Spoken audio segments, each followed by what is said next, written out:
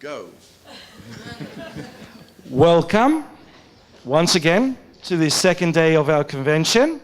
Hopefully all of you had a great time yesterday, and I'm sure that you're going to have a great time today. We have much in store for today. Okay. We kick it off with one of our guest plenary speakers. I really don't think I need to introduce you to him. Okay. Who is he? Who am I? I have no Guess idea. who? I'm having an existentialist problem here. Who is he?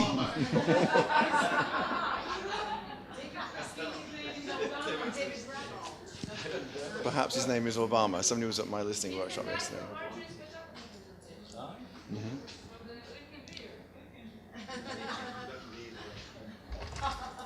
Shall we start? Yes. It is our great honor to present to you Ken Wilson. Thank you very much. Thank you. What? Good morning, how are you? Good morning, how are you? Excellent, okay, the title of this talk is Only Connect, and I'm going to try and show you 7 strategies for ensuring, is that the right word? Making possible communication between teachers and students in the classroom in the modern world. Why is it called Only Connect? Those of you who know a lot about literature will know the origin of this expression. I will explain it later on. First of all, thank you very much to all the organizers of this wonderful, wonderful conference. They've done a fantastic job, and the organizers need a round of applause now because they've worked so hard. Okay.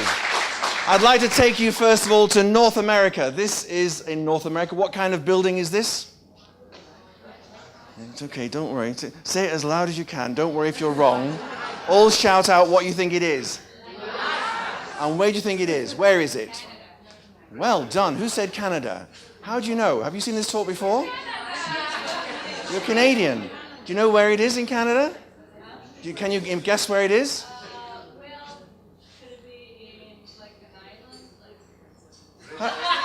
Are you sure you haven't seen this talk before? Really? You haven't? This is in North Rustico, Prince Edward Island. Well done. A little round of applause for her as well. Prince Edward Island is Canada's smallest province, and this is the lighthouse in Rustico Harbour. My mother-in-law used to live in this lighthouse. She used to rent it from the Queen of England. I have no idea why the Queen of England is in the business of renting lighthouses, but my mother-in-law lived there for about 3 years. She now lives in a house just outside North Rustico. The reason I'm starting in North Rustico is because of this building. This is a building in the village of North Rustico, population 4,326 at the last count, and this is a one-room schoolhouse. A one-room schoolhouse. The inside of a one-room schoolhouse looks a bit like this. This is not the one in Rustico. And until the 1950s, children all over North America, probably all over the world, were educated in the same room. Okay, one teacher, all the children aged 7 to 15.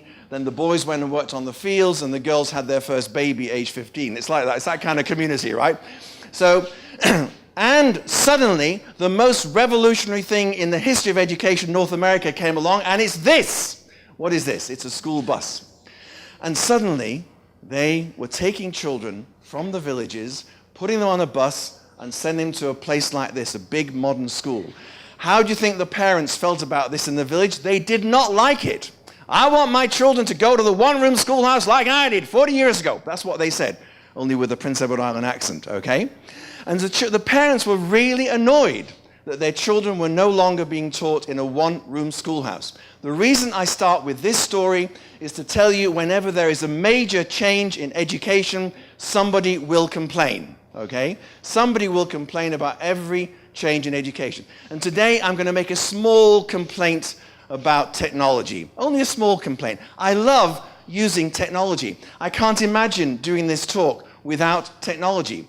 But technology can also be a problem. But first of all, when the children went to this school, they sat in a room like this.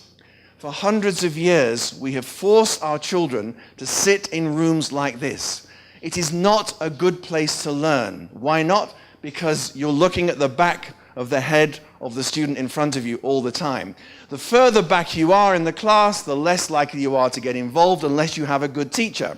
That's why the ones at the back put their seat against the wall, look at you down their nose and say, I am too cool for school, okay?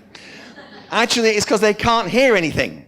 So after 50 years of classrooms like this, we devised this kind of classroom. A classroom where people sit around tables and the teacher can approach each table like a waiter in a high-class restaurant, okay? But the problem is, now this is in a primary school. Primary education is the most revolutionary area of education in most countries. Things change in primary, but the changes don't go to secondary. We still put the students in the same kind of seats. But now, after the school bus, the next biggest revolution, classrooms that look like this.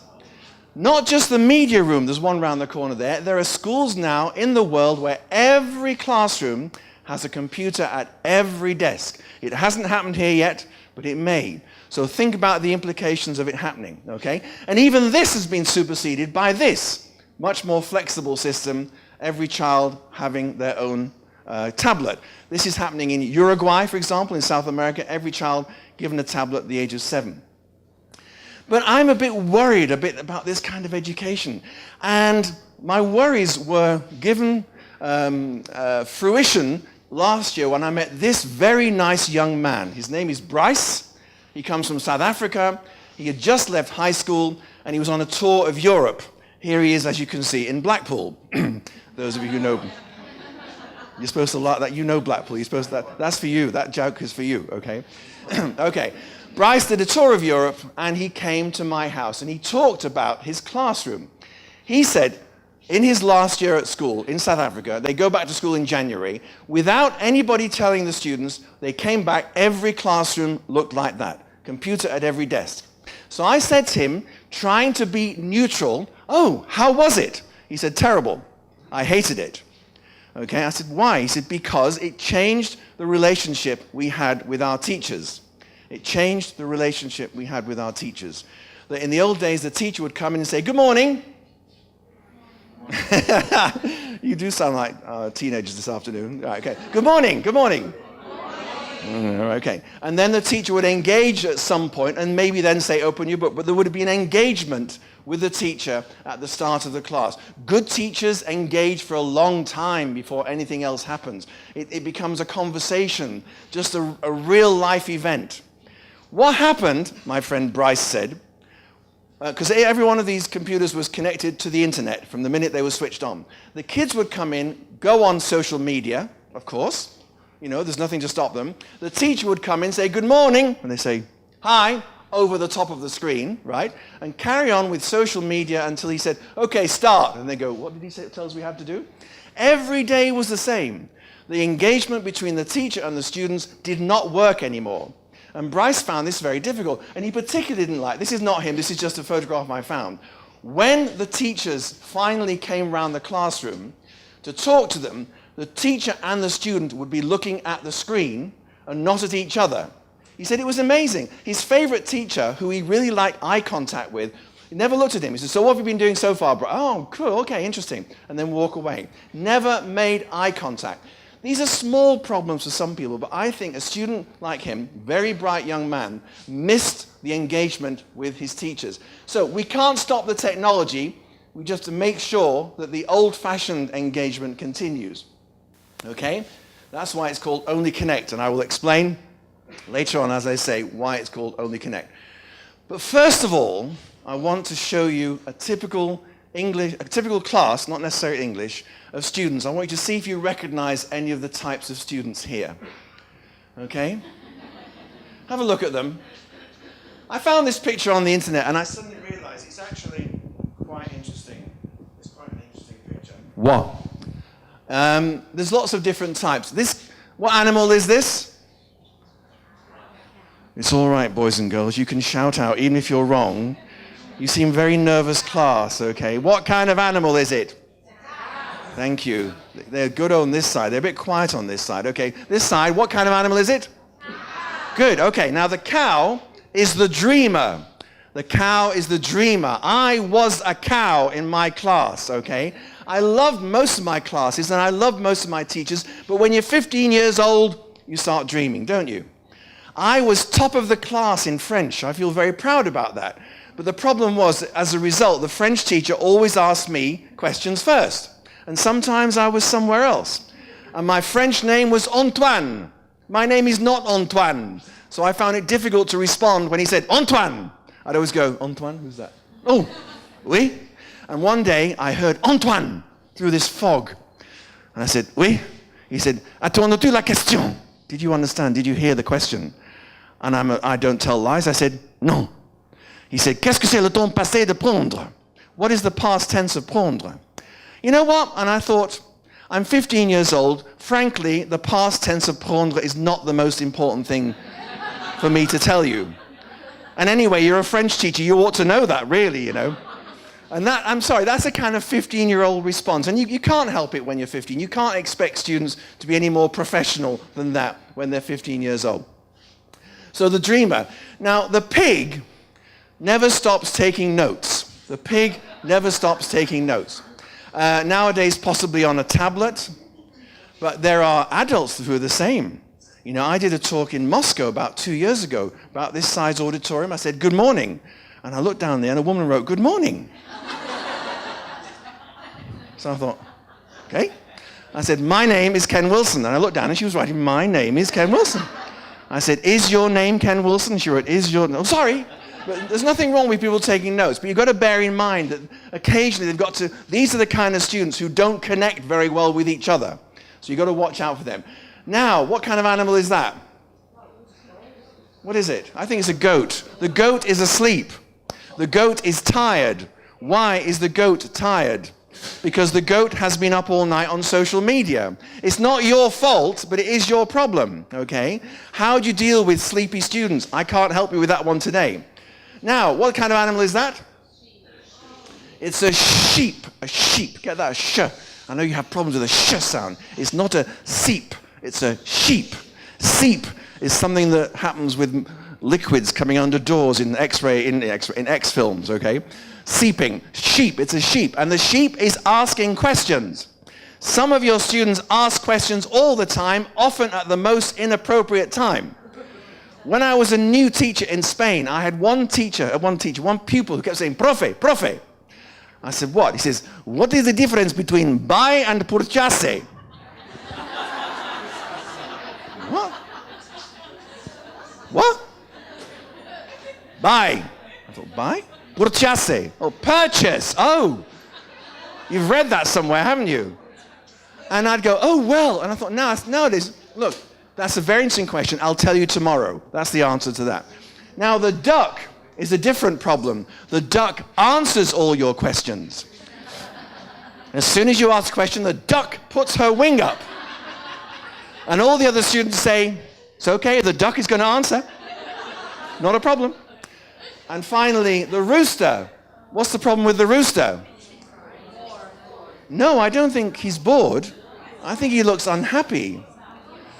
He's going to be somebody's lunch tomorrow. That's why he's unhappy. You know, but there are unhappy students in your class. There's nothing you can do about that either. But try and make them, engage them somehow. I just thought I'd show you that because the point is, we talk about mixed, of course, every class is mixed ability. Every class is mixed ability. If your teacher says, or if the trainer says, if your class is mixed ability, it's wrong when your class is mixed ability. Okay? But also they have different attitudes and different amounts of stamina. And definitely, they will have different talents. And the point I'm only going to make is, if at some future point we put all of them in front of a screen at the start of the class, we may not be catering for all the needs of all those students. So I'm just talking about back to basics. I love the title of this conference, okay? To try and think of things to do. Before we go, who is this extraordinary man? Do you like Bill Gates? I love his wife. I'll rephrase that. I think his wife is marvelous, Melinda Gates. She's taken half of his money and she's put it into very, very important charities, including education for girls all over the world. Good woman. Thank goodness he married her, okay? Because I don't know what he'd do with all that money. But I found this quotation. about technology in the classroom. Technology is just a tool. In terms of getting the kids working together and motivating them, the teacher is much more important than the tool. Never forget that. Whatever the authorities say about you must be using more technology, this is the quotation. The teacher is much more important. You can't see the red because of the light, sorry, than the tool. Anyway, I promised you 7 strategies. So here's the first one. Develop voices, yours and your students. I'm going to put the microphone down for a moment. Now, did anybody go to Maria Papachrisou's talk on the voice yesterday? Put your hand up if you did. I thought it was amazing. She knows much more about the voice. I know she's here. She said she's here. Oh, you're there. She said you might not come. And you're looking incredibly red now. Yes. It was the most wonderful. And you got your hair back. Right. And she did this fantastic workshop. And I don't know anything near as much as you do about voices, right? So please excuse me, I'm an amateur. But I am aware of the fact I write books, I write course books, and I sit at the back of classes watching teachers in many different countries. And some teachers don't speak loud enough. It's as simple as that. We never talk about it on teacher training. Some teachers do not speak loud enough to be heard at the back. And equally, some students don't speak loud enough to be heard at the front. Can you all stand up for a moment? Because we're going to do something with our voices. Okay? Everybody up, unless you're pregnant, or have a wooden leg, or pregnant with a wooden leg. Right. Now, take your fists and put them on your diaphragm, on your stomach here, and just say hello. Hello. Now, did you feel a push on your diaphragm? You see, here in Greece, I think you have very, very strong voices. Very good. So, so it's good. Most of you already have naturally strong voices. But when you speak, you must hear that push. Say it again. Hello. Hello. If you can't hear a push, it means you're actually talking from your throat. And you cannot get through your working life talking here. It's really dangerous for you. After a few years, you will have really serious problems and have to have an operation. You have to access that voice there. You don't need to shout in the classroom. Shouting is a bad idea in the classroom. But finding your diaphragm voice gives your voice some presence. The same thing applies to the students. You have to help the students find their voices. So here's a nice activity. Oh, I've got to show you the activity name. It's coming up. It's called Sound of the Day. Good morning, class. Good morning. How are you this morning? Fine. Good. It's quite a big class, this one. It's like a class in Beijing, China, actually. There are about 100 students in the class. Okay, now today we're going to talk about a sound. The sound okay? Right, Can anybody tell me a word containing the sound Word. Any other sound word? Water.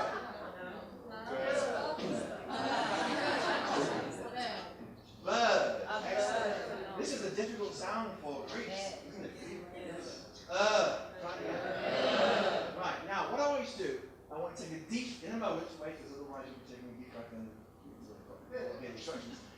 In a moment, take a deep breath, and after 3, I want to hear the sound but in your voice, I want to hear I like this very much. Okay? So take a deep breath, here we go.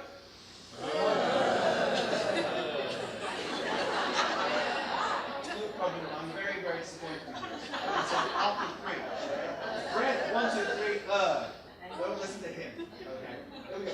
Breath, 1, 2, 3, Now you've forgotten the second part of the instruction. I want to hear in your voice, I like this very much. That did not sound like I like this very much, okay? Right, try again. Deep breath. I like this very much.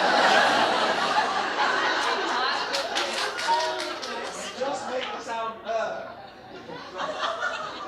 Well, forget about the 1, 2, 3. Just breathe in and hit it down. Breathe in. And it's getting there. I like this very much. What can you do with your voice to get that feeling? 1, 2, 3, up. And that's a different sound. That wasn't bad. Okay.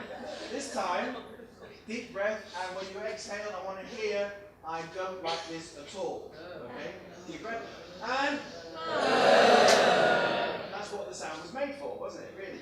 The last one, deep breath, and when you breathe out, are you serious? I don't believe you. Are you serious? I don't believe you. Try deep breath. And...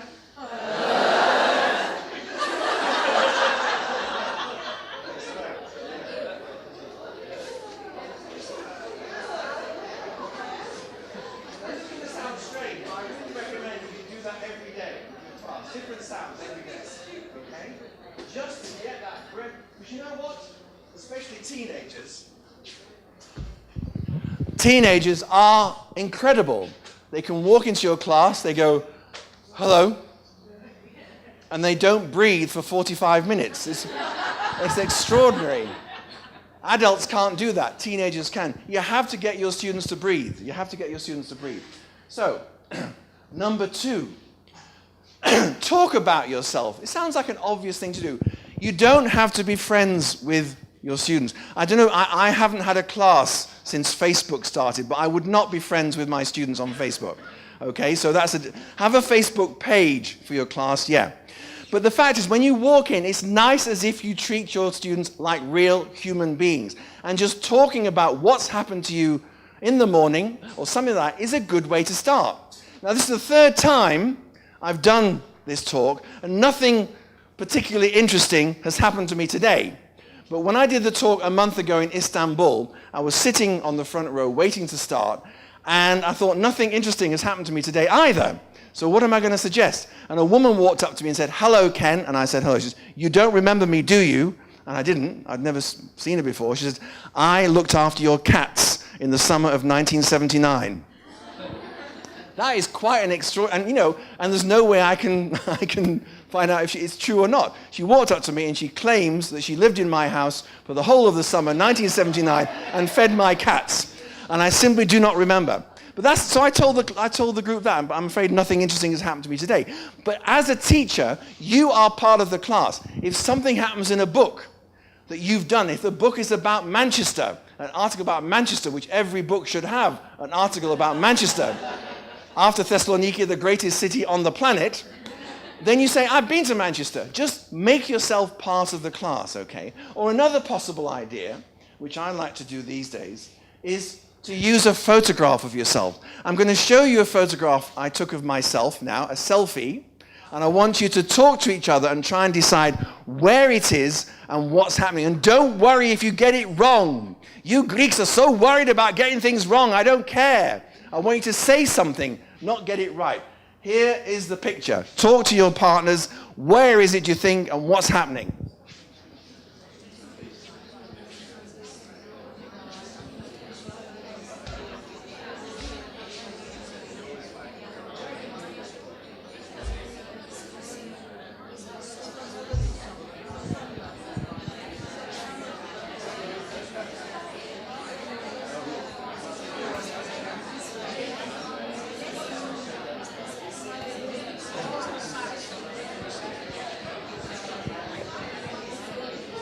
Okay.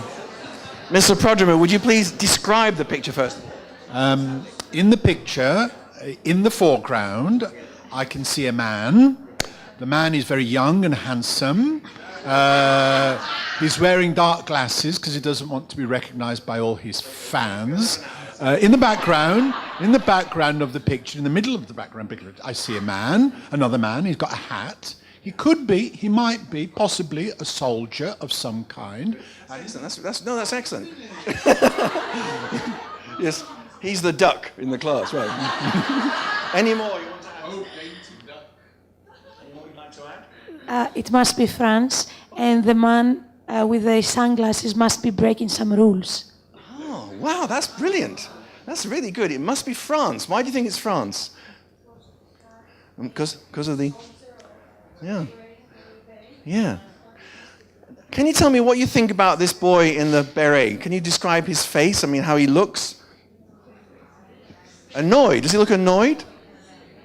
Okay, that's very good. That's very good. You did a really good job with that. I remember when I was doing my French class, I thought my French teacher just slept in the cupboard at night. You don't think your teachers have a real life, And he did this with us. He showed us pictures when he came back from his summer holidays in France. And suddenly, every new term, he was a real person again. Yeah, this was outside Notre Dame, so well done. It is absolutely in Paris. But if you said somewhere else, it doesn't matter. Do you see this? If somebody says, I think it might be somewhere like, Belgrade or something, and I say it's actually France, it's not wrong to have said that. It's not a mistake you've made in English. It's just, it's not what happened, but whatever you say is really valuable. So thank people for any contribution they make to an activity like this. I was outside Notre Dame having a quiet time looking at the cathedral. Suddenly, 3 busloads of armed paramilitary soldiers came and surrounded us. So we tried to get out, and he said, no. I thought, I understand that. It means no. Mm-hmm. And then a German boy next to me took his camera out. He says, pas de photographe.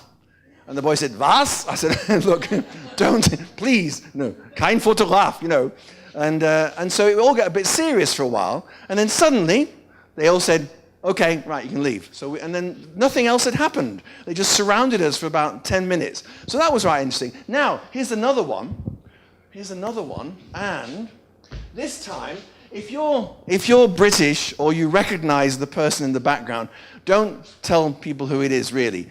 Because here I am, again, taking a photograph over my shoulder, this time in London. The man behind me is famous. I want you to ask me questions, is he kind of questions, and I'll say yes or no to find out why he's famous. Okay, first question, any question? Is he an actor? Is he an actor? Great question, he's not an actor. Well, some people think he is, but he's not an actor. Is he a TV persona? A TV personality, great answer, but no, he isn't. Mm-hmm. Is he a footballer? Footballer. Yeah, he looks quite fit. He's not a footballer. Has he got anything to do with politics? Yes, he has. He's a politician of some kind. Okay. So I'll take that was very good. Just going around, if you've got a chance, take a photograph of a famous person over your shoulder. That is the Deputy Prime Minister, Nick Clegg, the leader of the Liberal Democrats. For the time being, he will probably not be the leader of the Democrats on May the 10th. And he was having breakfast, and he went and sat behind me. So I did a selfie, and I put it on Facebook, and all my really left-wing friends said, why didn't you turn around and tell him what a nightmare he is? I said, he was having his breakfast with his children. Can't he just have a quiet minute by himself? Okay, so using photographs of yourself, it really connects you. It connects you and the class. Okay, before number 3, a simple question. How many of your students have a smartphone? Isn't it interesting? 10 years ago, when did smartphones come out first? And the first year, nobody. Second year, about a quarter of them. And now everybody has a smartphone. Do you all have a smartphone? Yes or no? Well, if you've got a smartphone, take it out, because strategy number 3 is switch on your phones, please. Please take your phones out. Those of you who are not already on Facebook doing it, take your phones out. Take your phone. I mean it. I'm serious. And I'm going to ask you to put them away again when this activity finishes. Okay? And go to your photo stash. Go to your photo stash, please. Access your photographs. Here are my photographs of me and famous people. That's Lizzie Saws, who wrote Headway. Ha-ha. And that's my grandson. He's not famous. All right, now, we're going to have what I call the 10-second challenge. Okay? I'm going to ask you to show me a particular kind of photograph. When you have the photograph, hold your phone up, okay? I won't necessarily ask you to say anything, okay? So are you ready? The first one says, show me an animal. One's up there already. Keep your hand up when you've got an animal. Put your phone up so I can see the animal. Who is that? My pet cat, my pet dog. My pet husband. I couldn't see a dog. I couldn't see a dog. Okay, right. Cassie. Cassie is my pet, my cat pet. Well, the name is? Cassie. Cassie, okay. What's yours? What is it? It's a boar, I think. A boar? Being slaughtered. It's a dead animal. Well, I didn't say a live animal. Friend's pet, his name is Aris. Aris. No, just fine. Have you got one? Any more? Any more? Sorry. Oh, it's all good. It's an elephant. Okay, well done. Thank you. I would have gone round. Who's that? It's a, it's a goat. It's not your pet goat. Second one. A famous person. I want a picture of a famous person from your stash. A picture of a famous person. Come on, work. Find one. Find one. Go online if necessary. Hooray! Who is it? Novak Djokovic. I met him once. Who is that? Marjorie Rosenberg. Excellent. Who's that? Who's that? Oh, it's me. Oh, they're all pictures of me. Right. All right. Real famous people. A real famous. Who's that? Elvis. Excellent. And now, a bit more serious. Show your partner a photograph from your stash that means something to you. Just tell the person next to you. Show them a picture that means something important to you. And tell them about it.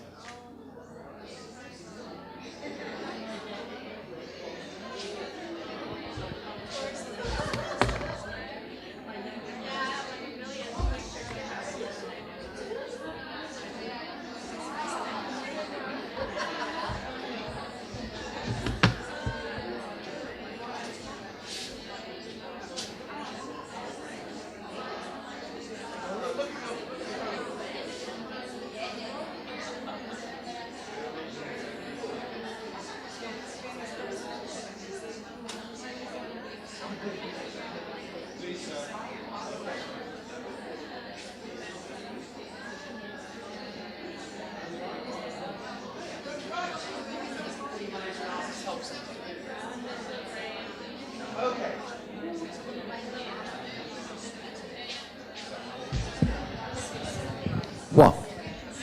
So remember, the point about this is finding a way to connect, including using technology. And I really like that. I think it's a very nice. We always say, I mean, do you allow your students to use their phones in class yet?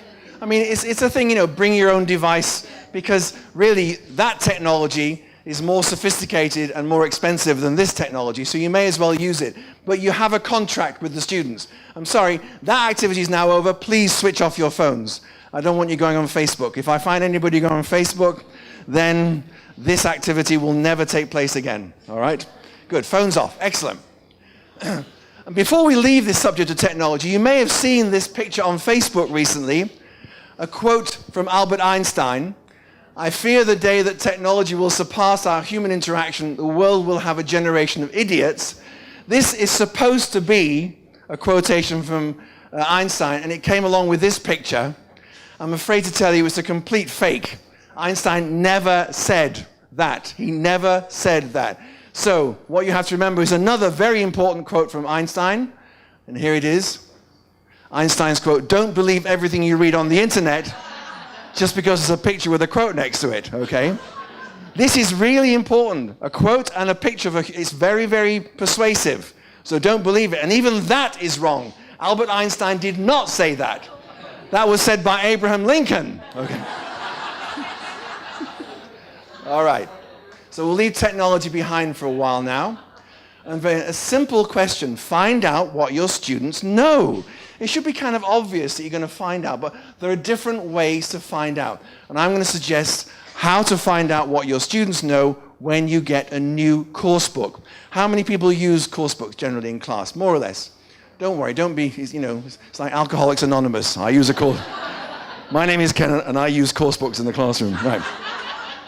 Right, okay. And the choice of course books these days is unbelievable. You can have a book written by Ken Wilson and 3 other people. 1, 2, 3, 4. Or, if you don't like that, you can have a book by Ken Wilson and 2 other people. Or by Ken Wilson and just 1 other person. Or if you're really desperate, a book just by Ken Wilson. Okay. The choice is unbelievable. But the point is, you open any of these books, any course book you're using, and you will find something like this. I found this one on the internet. I have no idea which book it comes with. The contents page, the map of the book. The map of the book. You know what the map of the book looks like. The grammar, the vocabulary, the skills work, the pronunciation work, the blah, blah, blah, blah, the culture page. It's in the student's book, and the students never read it. And so I always say to publishers, why do we put a map of the book in the student's book? And the publishers say, it's for the teachers, okay? In that case, why is it not in the teacher's book? It's in the teacher's book as well. But why is it in the student's book? And we all know why. You are at a conference, there's a book exhibition. If you're thinking of a new book, you flick through a book, you think, yeah, topics look good, style looks good for my students, I better just check the contents. But it's a pity, really, that the students never use the map of the book. So here's an idea. A new book. I've got a new book, you're my new class, and I've looked at this new book and I've discovered that there are the following topics in the new book. Great white sharks, Formula One racing, the International Space Station, Julius Caesar, New Zealand, Hollywood, volcanoes, and somebody called Bethany Hamilton. You are my brand new class, okay? You're 16 years old, and I say to you, these topics are in this new book. You kind of nod suspiciously, and I say, does anybody here know anything about any of these topics? And nobody puts their hands up. So you're my class now. The lovely lady at the back's put her hand up because you're very, very good. Okay, I want to put in your hands. And I say to you, I bet you do. Does anybody here know anything about any of these topics? And you're all really, really nervous. Some of you are being very brave. So as a teacher, I say, look, I promise I'm not going to ask anybody to say anything, but does anybody here know anything about any of these topics? You still don't trust me, do you? I promise I'm not going to ask anybody to say anything. Does anybody know anything about any of these topics? Okay? Right. So this is what I want you to do.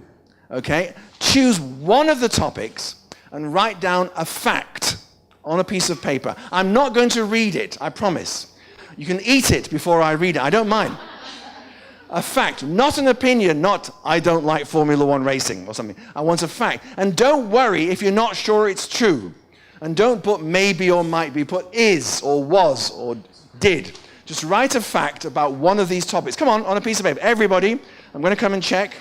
I promise I'm not going to collect this. I promise. I will not collect this.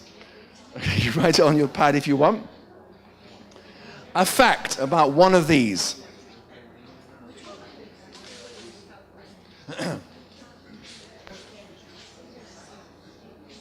I didn't say write it down and go la la la la la to people next door.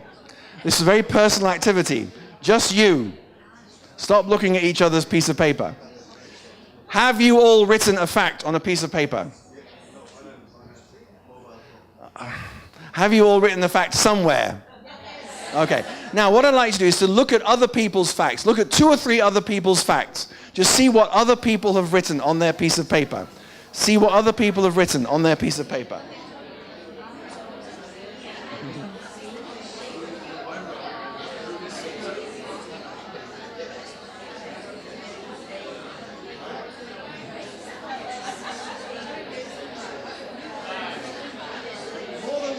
More than one. Ask somebody else as well.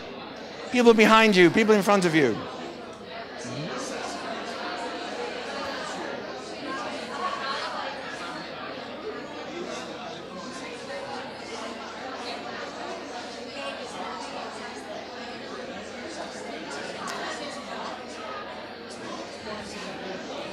Very good.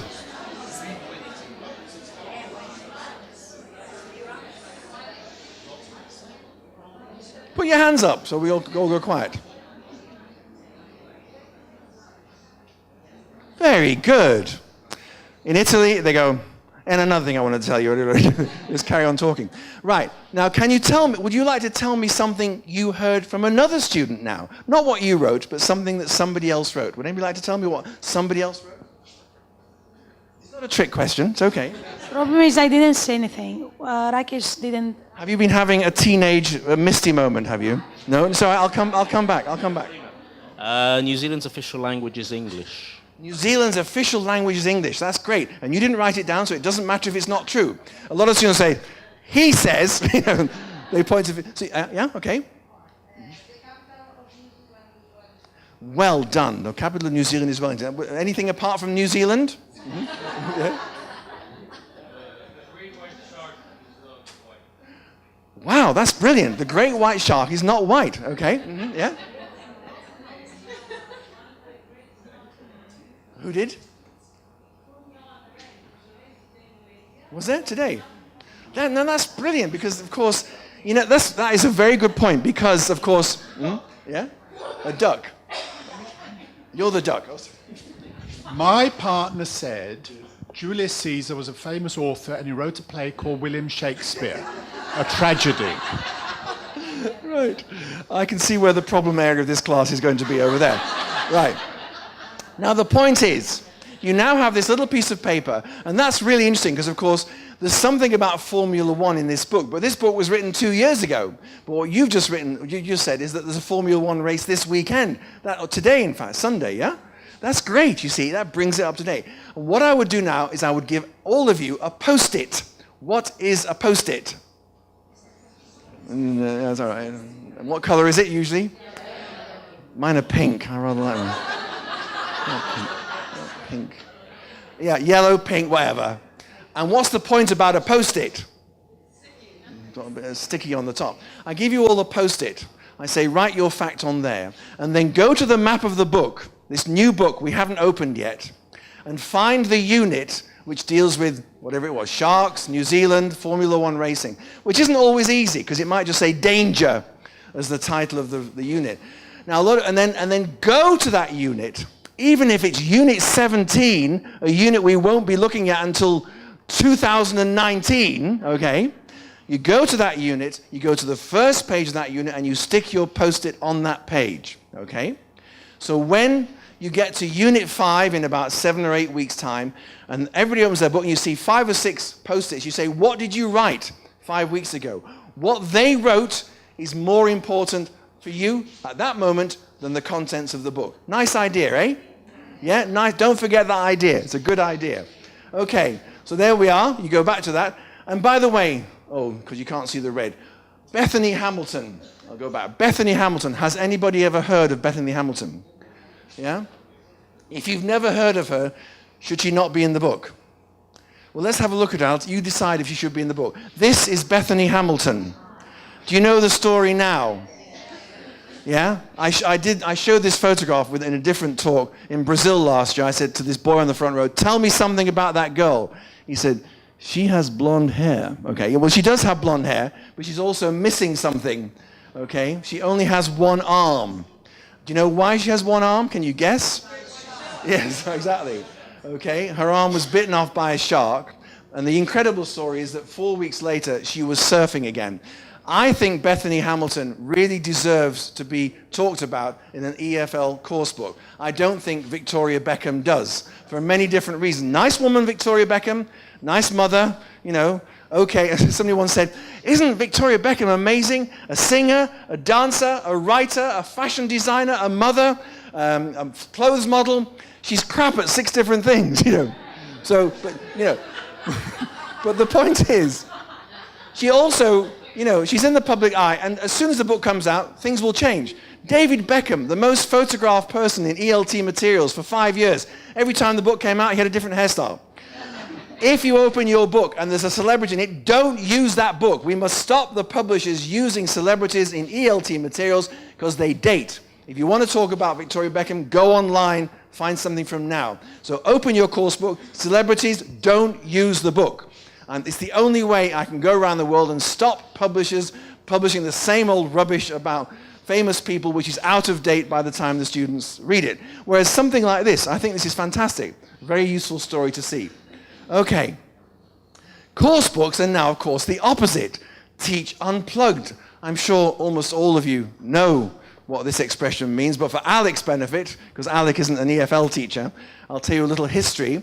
First of all, who is this man? Right, that's right. His name is Scott Thornbury. Scott Thornbury, in I think 2001, wrote an article in which he said, we must stop using course books because course books are getting in the way. Is this part of your talk? I'm sorry. Am I giving away some of your talk? I've just realized. I'd prefer it if you stopped now. All right. Okay. But I'll only tell one story about Scott, okay? Because the rest of it's about me learning German, so don't worry. The rest of my talk is about you. Right. So very quick, I'm sorry, I've only just realized that Luke's doing a talk about course books later on, which I'm coming to, so, you know. No, the point is that Scott wrote this very interesting article saying, we must stop using course books. They're becoming a kind of barrier between us and the students and what the students really need to learn. And he always gives the same example. He says he was watching a class in Mexico City, and the teacher came in and said, good morning, everybody. Good morning. Come on, Mexicans. Good morning. Actually, they're really quiet people. No, right. So he said, and the teacher said, did you have a nice weekend? And everybody went, yes. And Jorge was sitting here, and she said, Jorge, did you have a good weekend? He said, yes, I had a very, very nice weekend. And she said, why? He said, I got married. And the teacher said, really? Open your books at page 26. And this, in a nutshell, is what Scott was talking about.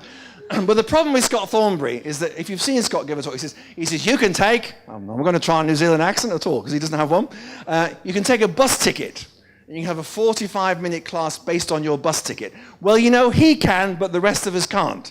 We need more content than that. So along came another man who some of you might have seen in Athens last weekend. This, of course, is, right, okay, and together they wrote a book. The book is called Teaching Unplugged. Very clever boys. They wrote a book about not using books. Quite clever. Okay? The movement is called the Dogma ELT movement. Why is it called Dogma? I'm sure you already know, but let's look at the history of Dogma. Starts with this man. He's not a teacher. Who is this? Lars von Trier. Well done, whoever said that. Lars von Trier, a Danish filmmaker who in 1995 started a movement called the Dogma movement about making real films in real time with improvised scripts and only with things around you. If you're making a film in a village in Denmark, you can only use settings from the village in Denmark. This is the most famous Dogma film. It's called Festen, directed by another Dane called Thomas Vinterberg. I have seen Festen. I will never have that 2 hours of my life back again, okay? It is about the most boring film I've ever seen in my life. It really, I fell asleep in the middle and I woke up, I thought, damn, it's not finished yet. Okay. So the Dogma film movement has more or less died. Lars von Trier now directs blockbusters in Hollywood. However, the Dogma ELT movement goes from strength to strength, and it has three basic principles. The first is its materials light.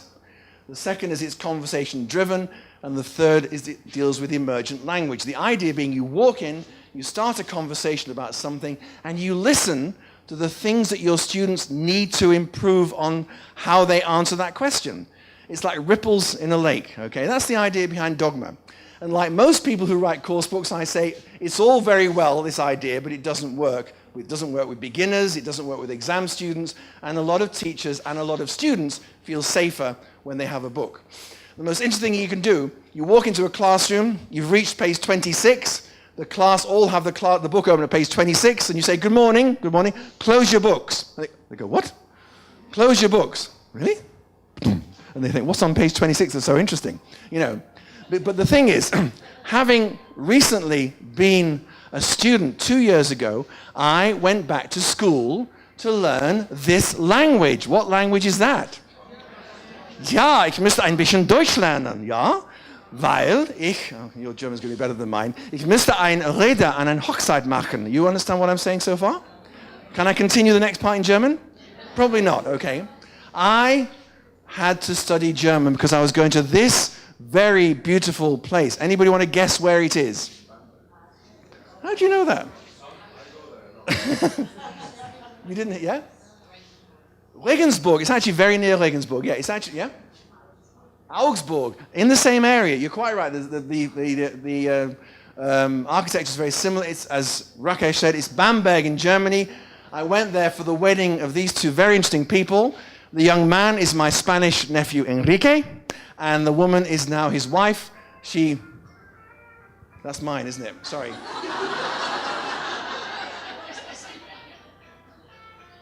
Stop. How do you turn the bugger off?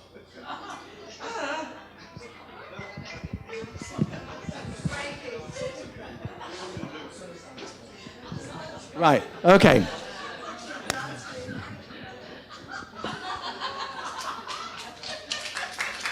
Oh no. Oh. No, it's all right, it's all right.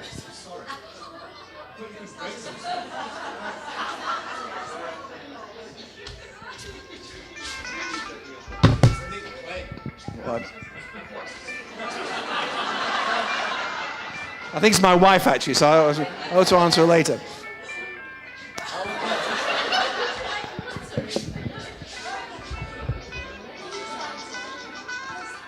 Oh, it's actually a song playing. It started playing music. Right. Okay, thank you very much for your help. Meanwhile, back in Bamberg, this young woman, her name is Regina, and she is born of a German family. She was born in Kazakhstan, and then her family emigrated to Germany. She's a lovely woman, and they got married 2 years ago. And before that, she came up to me when we were in Canada, and she said, she got the most beautiful voice. She said, Ken, would you do me a favor? And I said, Regina, I will do anything that is legal for the uncle of your future husband to do. She said, will you write a song for us in German and Spanish for our wedding? I said, yeah, I'd love to. She said, will you make a speech in Spanish and German? You're the only person who coming to the wedding who can speak both Spanish and German. I said, ich kann nicht so gut Deutsch sprechen. She said, doch, du sprichst sehr gut Deutsch. And I thought, I don't speak very good German at all. So I'm going to have to go back to school. So I went to night school in London. I got this book called Willkommen, Welcome. It says, Ich liebe dich on the front. I thought, great, I love you. It's going to be full of interesting ideas to put in a speech for a wedding, you know? And I went to class. Before I say anything else, the teacher I had was wonderful. She had a lovely attitude, good voice, hardworking, well prepared. However, at the beginning of the course, she said, I'm going to tell you about what's going to happen. She told us it in English. I don't know why. She could have told us it in German. We're going to talk about past holidays, which is a euphemism for we're going to practice the past tense, right? Okay. But the second one, she said, we're going to chat about health issues and illness. I looked around the room. I was almost the youngest student in the class. I thought, I cannot wait to have a conversation with that 80-year-old woman over there about health issues and illness. I can imagine the conversation. Du hast was? Entschuldigen Sie, ich weiß nicht, was sagt man das auf Englisch? Was ist hemorrhoids auf Englisch? You know? Describe weather features. I hate the unit on weather in course books. It's always nonsense. It always suggests that we say, it will rain tomorrow. We don't use the will future about weather. Use simple oh, that's okay. Write a CV, bit late for me. Talk about German-speaking countries. Okay. The thing is, I was a very difficult student for her because I kept trying to take the conversation away from the book. And she'd look at me and say, Ken, you know. I thought, I'm being, me, of all people, I'm the worst student in the class as far as she's concerned because I'm so difficult. So I said to her afterwards, you know what? You ought to find out a bit about dogma. The dogma message is very simple. Abandon your plan occasionally. Follow the trail, see what happens occasionally. If your student says, I got married last Saturday, which if they're 14 years old, I hope they don't say, okay, but follow the trail. Follow any trail the student offers you. You say, I haven't got time. You have got time. You really have got time for something like that. Okay, almost finished. Oh, just to finish off, they have a baby now, okay? Her name is Maria Genoveva Katarina Briel, because he has a German name. Okay, very confusing. Okay, where are we up to? Number 6, do something unexpected. How are we doing for time? I'm very late. What time is it? I'm probably going to have to push that one to one side. No, it's okay. Let's go on to number 7. Okay. Now, before I tell you number 7, I'm going to tell you a story. Is anybody apart from Marjorie and me going to TESOL next week? Anybody going there? Okay, so I want to show you this picture, which is my hometown, and it's near where TESOL is taking place. Does anybody apart from the British people here know this picture? Okay, Luke, would you like to tell them something about this picture? Is it Lowry? And he's a famous British painter, and I think he painted Manchester and ordinary working people going about their business, and they're very thin. Yeah, very good. It's actually the city involved. There's the painter, Lowry, L.S. Lowry. The city is actually Salford, which is next to Manchester, part of Greater Manchester. And the reason he painted things like that was he was worried about industry and the way it was dehumanizing people. So all his paintings have, the factories are very big, the people are very small and, as you say, very thin, lacking in detail. And they're very, very powerful images in the 1930s because everyone's saying the factories are wonderful, but Lowry said they are dehumanizing people. And anyway, that's my hometown. And I went to a grammar school. I don't believe in selective education, but I'm very glad I went to a grammar school. Okay, that's me when I was 17. So that's what my hair used to look like. Right, okay. And the grammar school closed in 1975. Okay, but they still have a dinner for ex-pupils of the grammar school. It's called the Old Boys' Dinner. Some of the boys are very, very old now. The youngest old boy is about 55 and the oldest is about 95, okay? And I have two brothers who are on the committee for organizing the old boys dinner, and every year for the last 30 years they said, please come and make a speech at the old boys dinner. And for 28 years I said no. They said, why? I said, because I make speeches a lot, but at the old boys dinner it's all men. They're all very old, and they're all completely drunk by the time you make the speech. So old, drunk men being the audience, I'm not used to that. I'm used to speaking to much younger people, men and women together, and usually not drunk. So looking around, yeah, pretty good, okay? So, but 2 years ago, I said, yes, I will do it. And I went to make a speech for the old boys' dinner. It was very interesting. And I said, hello, I'm a teacher. I'm going to talk about teachers. I want to talk about the 3 kinds of teachers that there are. The teachers that you remember and who inspired you. And I gave the name of my history teacher, whose name was Ernie Ashton, and the place erupted in applause. Some people in that room had been taught by that man 50 years ago, and yet the mere mention of his name led to applause. I'd like you to think about that now. If your students meet up 20 years' time, 30 years' time, 40 years' time, and they mention your name, they go, oh, wasn't she wonderful? Isn't that a nice thought? I mean, it is a nice thought. We don't get paid very much to be teachers. I think it's a nice idea that we have such a strong effect on people that they talk about us in 20 years' time. The second kind of teacher, I said, are the teachers who actually frighten you. In those days, they could hit you either with a gym shoe or with a cane. Okay, so it was worse. So I said to the assembled boys, old boys, there was a music teacher. I'm not going to say what his name was. I said that in my speech, and everybody shouted out his name. Stapleton! You know, because they knew I was talking about this man who was horrible to us. You know, he was really horrible. And I said, and there's a third kind of teacher who you don't remember at all. So in 20 years' time, I hope when your students say, do you remember Margarita? And they say, who? You know, they won't be. It'll be, oh, Margarita, how wasn't she wonderful? Because there's something I think very strongly, is that as a teacher, you know, we all have problems. You wake up in the morning, the dog is sick, it's raining, the bus has been cancelled, you have an argument with your partner. It's not your student's fault. You do not walk into the classroom looking like that, going, good morning. The students go, what have I done wrong?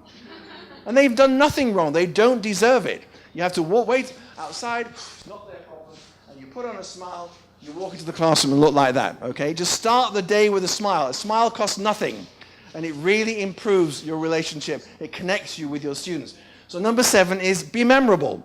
Try and be memorable for your students in some way. Connect with them, smile at them. Little things like that are more important than how well you teach, frankly. I'd like to just almost finish with this photograph. If you can see it clearly, there's a rather nice woman and a very large man's head. Can you see it? Okay. Now she's rather wonderful, this girl. Well, I'm using the word girl. I always call her girl. Her name is Van. She's from Vietnam, and she is the illustrator on a primary course that I'm working on for Vietnam. She's actually 42 years old. And this photograph was taken at the 20th anniversary of her leaving art school. And what they all did was that they brought along pictures of their favorite teacher. Okay, so that's a big cutout of their favorite teacher. And here's some more, okay? They turned up at this reunion with these great big pictures of their favorite art school teachers. Isn't that lovely? 20 years on, these people who are probably retired now, being remembered. And I think that's important, to hope that you be remembered as a nice human being who did their best to teach well, rather than a good teacher who was a complete bastard at the same time, right? Right, I'm almost finished. There is one final strategy, and it's for the nests in the group, the native English speaker teachers. We often say that British people, American people are not very good at learning languages. And then suddenly you come to somewhere like Greece, you meet a native speaker who speaks the most beautiful, fluent Greek. Why? Because they learned it here in Greece, okay? Your students do not normally have that opportunity. They are learning English in Greece. They're not learning English in England. The lucky ones maybe get a chance to do that. So bear that in mind and do what I did 2 years ago. Go to class to learn another language which is not spoken outside the classroom. Learning German for one lesson a week and being surrounded by English for the whole week is very hard. It makes learning a language much harder. If you do it as a nest, as a native English speaker teacher, you will understand much more why your students forget everything from 1 week to the next. Okay, learn the language the way your students do. Very quickly, only connect is an expression from Howard's End, a novel by E.M. Forster. I don't know why this is such a famous paragraph from the book. It's at the end, it's about a woman who was giving a sermon. Only connect, that was the whole of her sermon. Only connect the prose and the passion, and both will be exalted, and human love will be seen in time. Live in fragments no longer. I just want you to remember that last line. Live in fragments no longer. And for me, it is possible, if we're putting everybody behind a screen, we are fragmenting their education. Okay? How to keep them together as a group, and how to make sure you have something to do with them. I'm almost finished. Okay, these are the 7 things. I missed out one of them for time reasons. I didn't do that one. And the last one you can't see because I put it in red. Okay, so that is... Oh, sorry, one last thing to show you. This you may have seen online. It's a teacher's contract from Ohio in 1923. It's always between a woman, Miss somebody, okay, and this is what they had to agree to. Women who were teaching in Ohio state schools in 1923 had to agree not to get married, not to keep company with men, to be at home between 8 p.m. and 6 a.m., not to go to ice cream stores. Isn't that extraordinary? They had to sign a contract saying they would not go to an ice cream store. Horrible, dangerous places. Not to smoke, not to drink, not to dress in bright colors, and not to dye your hair.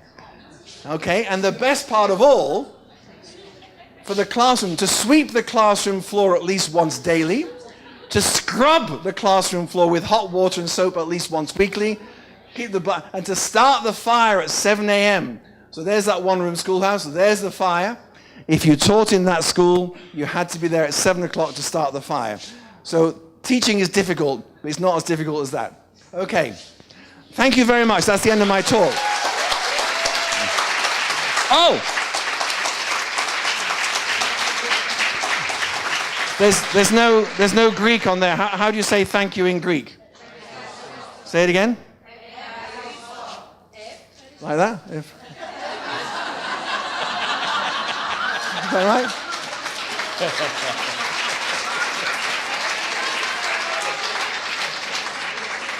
That one's better, okay?